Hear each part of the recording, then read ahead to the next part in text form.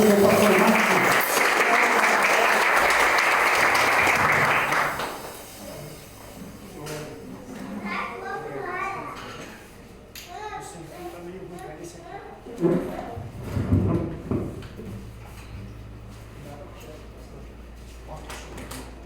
Graças a Deus. Boa noite, povo de Deus. Boa noite. Você que trouxe a palavra de Deus, abra em Mateus, capítulo 24. Mateus, capítulo 24.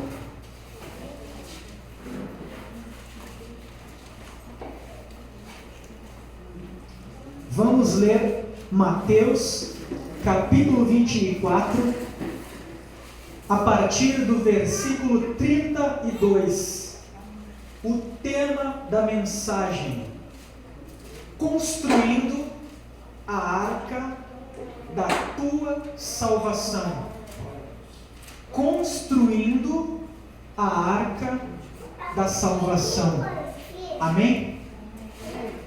Está escrito na palavra de Deus: aprendei, pois, esta parábola da figueira. Quando já os seus ramos se tornam tenros e brotam folhas, sabeis que está próximo o verão. Igualmente, quando virdes todas estas coisas, sabeis que está próximo às portas. Em verdade, vos digo que não passará esta geração sem que todas estas coisas aconteçam. O céu e a terra passarão, mas as minhas palavras não hão de passar. Porém, daquele dia e hora ninguém sabe, nem os anjos dos céus, nem o Filho, mas unicamente meu Pai. E como foi nos dias de Noé, assim será também a vinda do Filho do Homem. Porquanto assim como nos dias de Noé, anteriores ao dilúvio, comiam, bebiam, casavam e davam-se em casamento, até o dia em que Noé entrou na arca, e não o perceberam, até que veio o dilúvio e os levou a todos. Assim será também a vinda do Filho do Homem.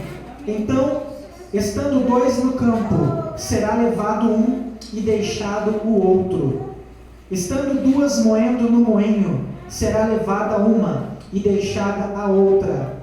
Vigiai, pois, porque não sabeis a que hora há de vir o vosso Senhor. Diga assim comigo: meu Deus, e meu Pai, eu abro os meus ouvidos e o meu coração para receber a boa semente, a palavra de Deus. Espírito Santo, fala comigo, renova em mim a fé, a alegria da salvação. Me renova para que eu esteja pronto para subir contigo para a glória. Em nome de Jesus. Amém. Podei vos assentar.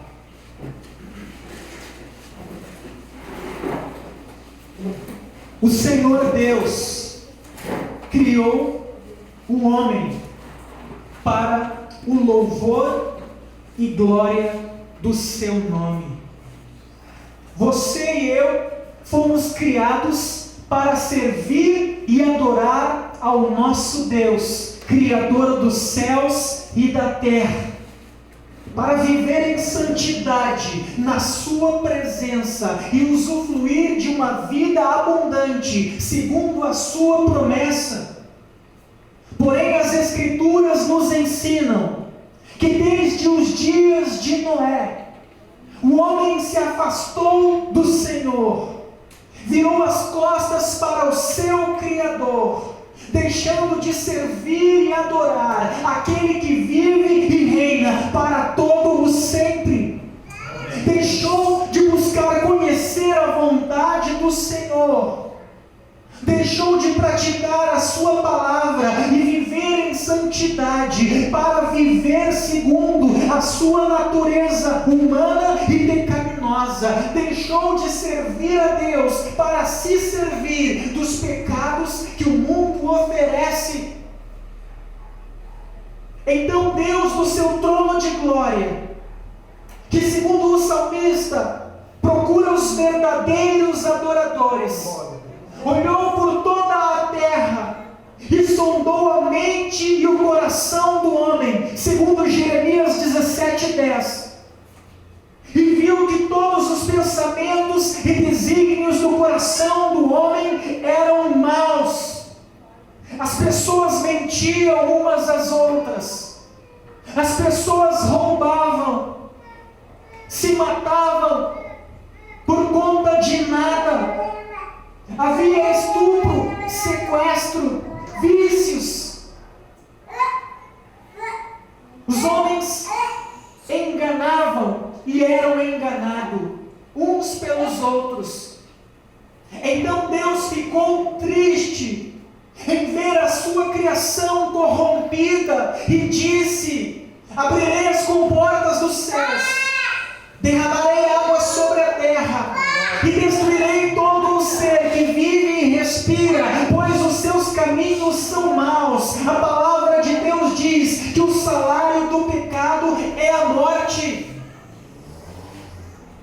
Mas Deus, que é bom, Naum 1:7 diz: o Senhor é bom e conhece aqueles que nele se refugiam. No meio de toda aquela geração corrompida, no meio de toda aquela geração perversa e má, que adulterava, que se prostituía, que mentia, que matava, que se entregava aos vícios, havia um homem que se diferenciava de todos os demais. Ele não se deixou contaminar. Ainda que todas as suas voltas mentissem, ele falava a verdade. Ainda que todos se prostituíssem, ele era marido de uma só esposa. Ainda que todos se corrompessem, ele permaneceu puro, vivendo uma vida íntegra, reta, sendo temente a Deus e se desviando do mal. O seu nome, Noé. Então, no meio de toda aquela geração, Deus se revela a Noé, e Deus lhe diz: Noé, eu sondei a mente e o coração do homem, vi que todos os seus caminhos são maus, e verei com juízo sobre a terra. Em Naum, a palavra do nosso Deus diz que Deus não tem o culpado por inocente. Nos Salmos a palavra diz que o nosso Deus se ira todo dia contra o ímpio, que o seu arco já está esticado. O nosso Deus é bom, Ele é amor, mas Ele não é só amor. O nosso Deus também é justiça. Nos Salmos diz que justiça e retidão é a base do trono de Deus. Então Deus não é só amor, Ele é amor, mas Ele também é justo. E não tem o culpado por inocente. Noé: eu abrirei as comportas dos céus e os abismos debaixo da terra, aonde existem mares subterrâneos, e eu inundarei toda a terra e matarei todo o ser que vive e respira. Porém contigo e com a tua casa eu farei uma aliança, porque eu tenho visto que você tem andado na minha presença com integridade. Você tem se guardado do mal. Todos se corromperam, mas você tem lutado para fazer a minha vontade. Constrói uma arca segundo eu determinar, e essa arca será para a tua salvação e a salvação da tua casa. Em Atos diz: crê no Senhor Jesus e serás salvo tu e a tua casa. Aonde Noé morava não existia mar ou rios.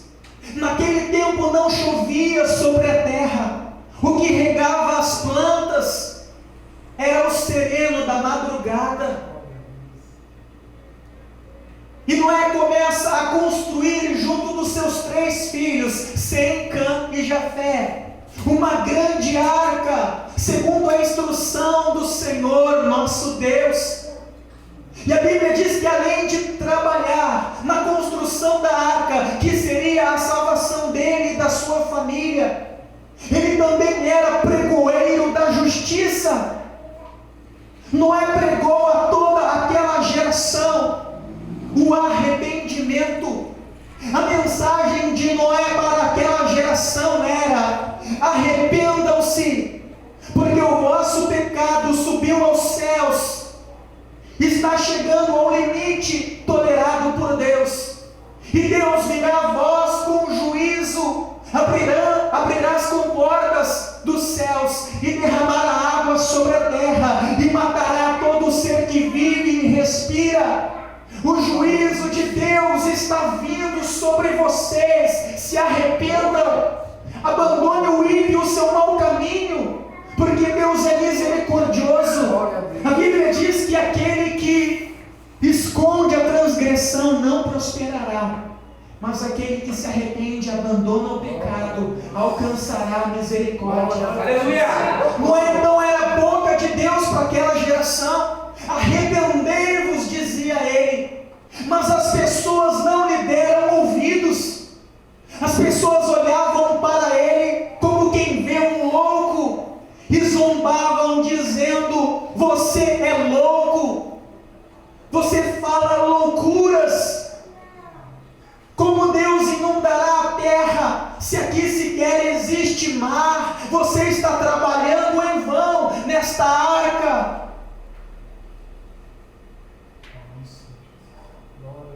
Mas no tempo determinado, Noé concluiu a construção da arca.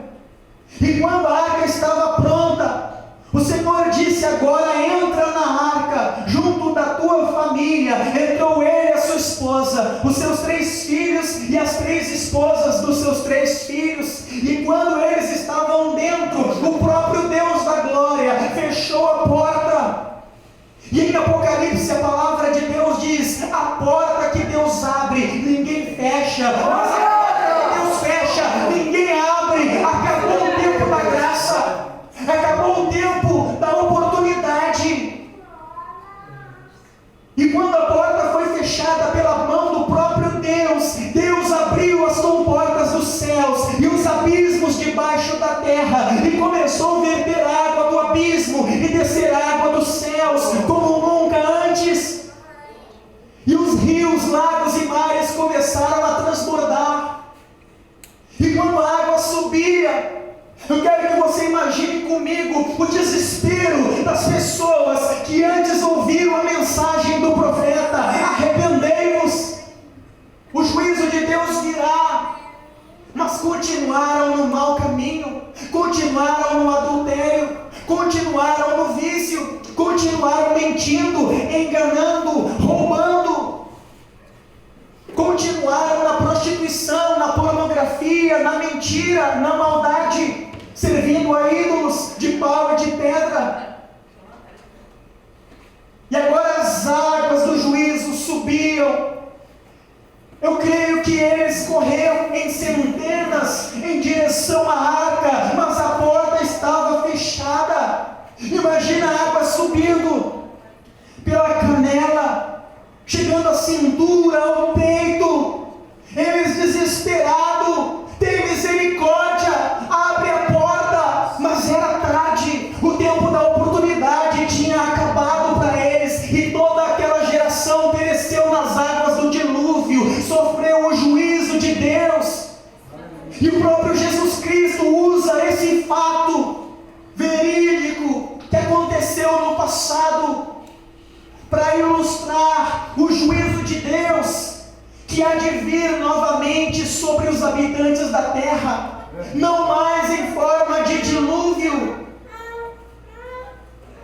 mas agora o juízo de Deus é que a qualquer momento, ao som da última trombeta, Jesus Cristo, o Filho de Deus, virá entre as nuvens dos céus com miríades de milhares de anjos, e ao toque da última trombeta, a igreja eleita, que vive no mundo, mas não faz parte do mundo, que vive no meio de um povo mau, mas que se guarda do mal, que diz a verdade, que se santifica, que busca o Senhor acima de tudo, que não se contamina como Noé não se contaminou. Jesus virá, e em um abrir e piscar de olhos, ao toque da última trombeta, dos quatro cantos da terra, Ele vai arrebatar a sua igreja. O apóstolo Paulo, movido pelo Espírito Santo, ele disse, escrevendo uma carta aos Coríntios, em 1 Coríntios, no capítulo 4, a partir lá do versículo 15, ele diz: de forma alguma, nós, a igreja que estivermos vivos, precederemos aqueles que dormem. Antes, ao toque da última trombeta, aqueles que partiram no Senhor ressuscitarão primeiro em corpos glorificados, e depois nós, os que estivermos vivos, seremos transformados. O que o apóstolo Paulo estava ensinando à igreja é que quando Jesus vier entre as nuvens dos céus, com miríades de milhares de anjos, ao toque da última trombeta, os nossos irmãos que morreram em Cristo, que foram salvos pela graça, desde a geração de Adão, os nossos irmãos que foram lançados pelo imperador romano no Coliseu, a fim de serem devorados vivos pelos leões trazidos da Líbia, que foram incendiados e serviram como tochas humanas, mas não negaram o nome do Senhor. Aquele teu amigo, familiar, que serviu ao Senhor e que partiu para a glória, e que hoje está debaixo do trono de Deus no paraíso, ao toque da última trombeta, esses irmãos receberão da parte do Senhor um corpo eterno, imortal, jovial, glorificado, que jamais sofrerá o dano da segunda morte. Um corpo perfeito, um corpo que jamais ficará enfermo. Passarão milhares de anos e não haverá uma ruga ou marca de expressão. A imperfeição humana é consequência do pecado de Adão e Eva. Se você vê a assimetria do teu rosto é imperfeita, você tem um lado diferente do outro. Por isso as pessoas dizem: pega esse lado aqui que eu sou mais bonito. Sim ou não? Porque o pecado trouxe imperfeição, trouxe doença e morte. Mas quando formos glorificados, receberemos um corpo jovem e perfeito, que jamais sofrerá o dano da segunda morte. Não haverá paralítico, cego, idoso que ande curvado, não haverá leproso. Seremos perfeitos. Paulo disse que hoje nós vemos como que por um espelho, e o espelho na época era um latão, aonde não se via com clareza. Hoje nós vemos como quem vê através de um espelho, conhecemos em parte, mas quando Ele vier e nos glorificar, nós veremos a Ele como Ele é, e assim como Ele é, nós teremos um corpo glorificado, igual ao corpo do Senhor Jesus, e Ele enxugará dos nossos olhos toda lágrima, e jamais sofreremos o dano da segunda morte. Então, quando a última trombeta tocar, dois fatos gloriosos acontecerão. A primeira, a ressurreição. Os que morreram desde Adão até o momento do arrebatamento e que foram salvos, ouvirão o toque da trombeta, e num abrir e piscar de olhos, se verão entre as nuvens dos céus com o Senhor Jesus. Amém? Amém. E Paulo diz: e depois nós, diga eu que sou igreja, seremos transformados. Glorioso um texto de 1 Coríntios, capítulo 15, do versículo 51 ao 58, quando inspirado pelo Espírito Santo, o apóstolo Paulo fala sobre a glorificação, o arrebatamento, e ele diz assim: eis que eu vos digo um mistério, nem todos dormiremos. Ele estava dizendo, nem todos morreremos. Tem pessoa que diz assim: para tudo se tem remédio, menos para a morte. Da morte ninguém escapa. Mas se você estiver vivo no dia que a última trombeta soar, você sequer passará pela experiência da morte. Eis que eu vos digo um mistério, nem todos morreremos, mas transformados seremos todos em um momento, em um abrir e piscar de olhos, ao soar da última trombeta. A trombeta soará, os mortos ressuscitarão incorruptíveis, e nós, os que estivermos vivos, seremos transformados. Pois é necessário que o corpo mortal se revista da imortalidade, e o corpo corruptível se revista da incorruptibilidade. Então, quando o que é mortal se revestir da imortalidade, e o que é corruptível se revestir da incorruptibilidade, se cumprirá a palavra que está escrita: vencida foi a morte pela vitória. Cadê a morte, a tua vitória? Cadê a morte, o teu aguilhão? Algumas traduções: o teu poder de ferir. Pois o poder de ferir, o aguilhão da morte é o pecado, mas Cristo cumpriu a lei, morreu no nosso lugar e ressuscitou ao terceiro dia. Glória, pois, a Ele pelos séculos dos séculos. Vamos aplaudir bem forte.